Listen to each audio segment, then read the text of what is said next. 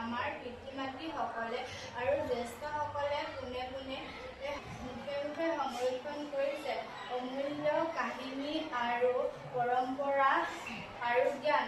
কিন্তু আজিকালি সময়ত মৌখিক কাহিনীবোৰ অলপ অলপকৈ হেৰাই গৈছে। কিন্তু আজিকালি নতুন প্ৰজন্মৰ পৰা ঐতিহাসিক অধ্যয়নৰ পৰা আঁতৰি গৈছে।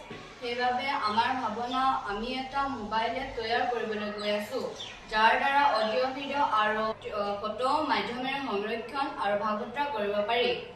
আহক আমি এপটোৰ মুখ্য বৈশিষ্ট্য চাওঁ। এপত থাকিব এটা ৰেকৰ্ডিং ইণ্টাৰফেচ, য'ত জ্যেষ্ঠসকলে নিজৰ মাত আৰু ভিডিঅ' নিজৰ মাতৃভাষাত সংৰক্ষণ কৰিব পাৰিব।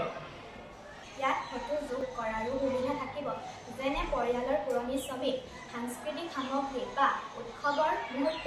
সেইদৰে সকলো কাহিনী বিভিন্ন থীম যোগেদি বিভাজিত হ'ব। উৎসৱ, লোককথা, দৈনন্দিন জীৱন, দক্ষতা আৰু স্থানীয় ইতিহাস ইত্যাদি। এপটোৱে বহুভাষিক সমৰ্থন, ইণ্টাৰেক্টিভ মানচিত্ৰ আৰু টাইমলাইন আৰু কমিউনিটি শ্বেয়াৰিঙৰ সুবিধা প্ৰদান কৰিব, যাৰ মাধ্যমেৰে পৰিয়াল, বিদ্যালয় আৰু গৱেষকসকলে একেলগে এই জীৱন্ত কাহিনীবোৰৰ পৰা শিকিব পাৰিব।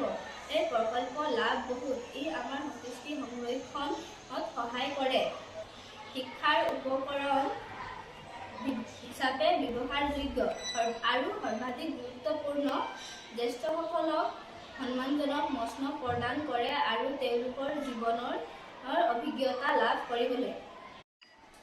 ইয়াৰ যোগেদি আমি সম্পাদন, সম্প্ৰীতি আৰু বৃত্তি লাভ কৰিম, যাৰ ফলত আমাৰ সুস্থ হৈ থাকে।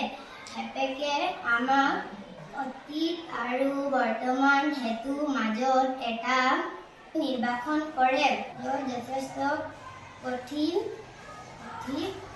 ভৱিষ্যতৰ বাবে আমাৰ অংকত হৈ থাকে।